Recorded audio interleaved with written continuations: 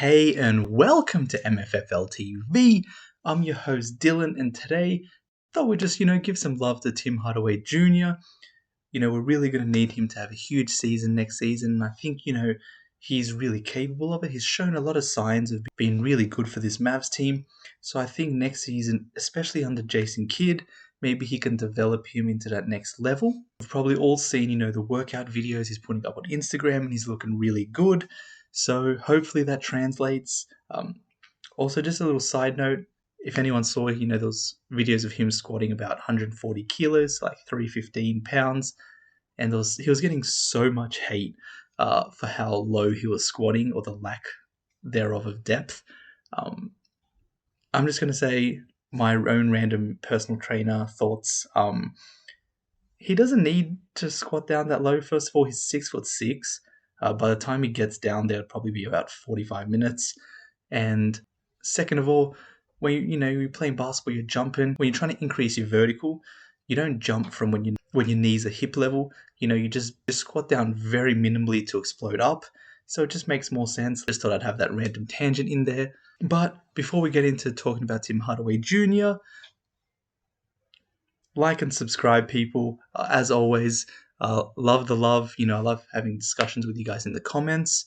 But enough of that, and let's get straight into it. So, just a quick overview. Last season, he did average 16.6 points, 3.3 rebounds, and 1.8 assists. Coming off the bench for a lot of that, I think those are pretty serviceable numbers. As well, his stats did slightly rise in the playoffs points-wise. He did get about 17 points a game. And he found very similar results in the playoff series in the bubble as well. His points rose to about 18 points a game. So he's someone that, typically elevates in that playoff time. And we saw that, in this series against the Clippers, he was really good for.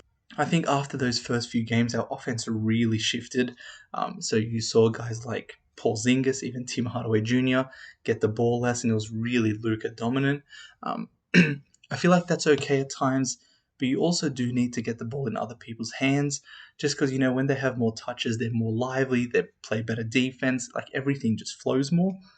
So I think that's something that we really need to work on for next season. Yes, having it in Luka's hands is always good, and we typically get good shots, but I think we need to get the other guys involved as well, so that we're not always relying on Luka for the entire season and playoffs.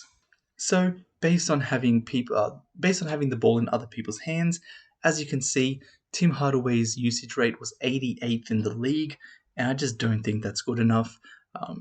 Especially for him really being our third offensive option. I think he needs to be a lot higher. Especially, there's always talk about his inconsistencies, but I feel like a lot of that is unfair. His minutes are constantly changing. Sometimes he's a starter, sometimes he comes off the bench, sometimes he comes in at different points off the bench.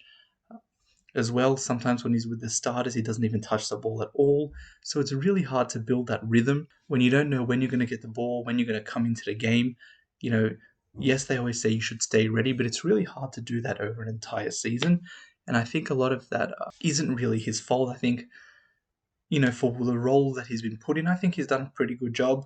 But, if he's going to be our third option, I think just simple maths, obviously there's way more that goes into it, but there's 30 teams in the NBA. Let's say every third option. That means out of the third options, he's 88th out of 90. Obviously, that's not how it works. But just to put into perspective of how he really does need to get the ball more.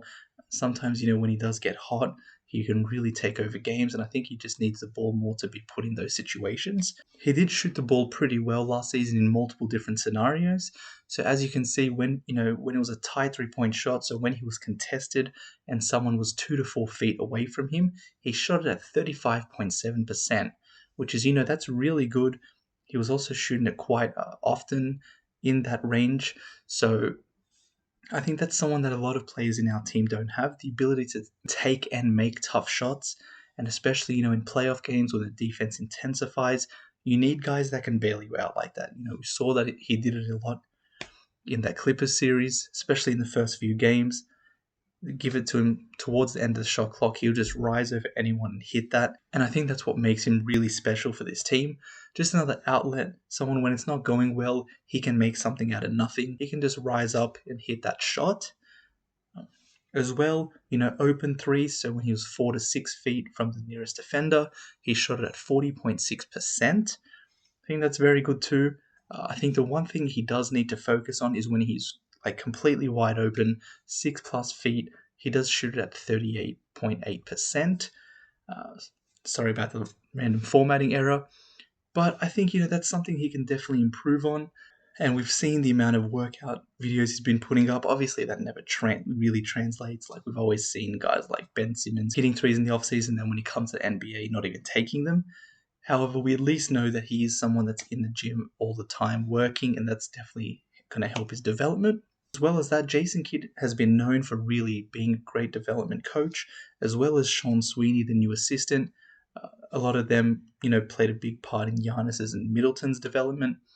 Now, I'm not saying Tim Hardaway Jr. is going to be a Giannis type player, but if they could maybe mold him into a very Chris Middleton-esque player, he's definitely not the one-on-one defender that Chris Middleton is. But if he can continue his offensive development, he's shown flashes of being able to put the ball in the dribble for a one-dribble pull-up. Sometimes he attacks the ring very aggressively, finishes with a dunk or an and one. I just think he needs to do that a bit more often, Sometimes, especially in the two-point area, he's a little bit inefficient. And I think, with more touches, more rhythm, build that confidence, I think that's something he can definitely improve on. He has all the skills, he has everything necessary. I think it's just about putting all of that together now. And that could really take him to the next level.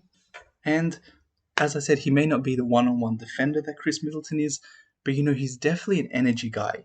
Yes, he can't shut people down, but he always puts his body on the line for the team, and I think that's really pivotal. I think that doesn't get talked about enough. As you can see here, in charges drawn per game, he's 5th in the league with 0.24 charges a game. Charges drawn per 36, he's also in the top 10, tied 9th with Draymond.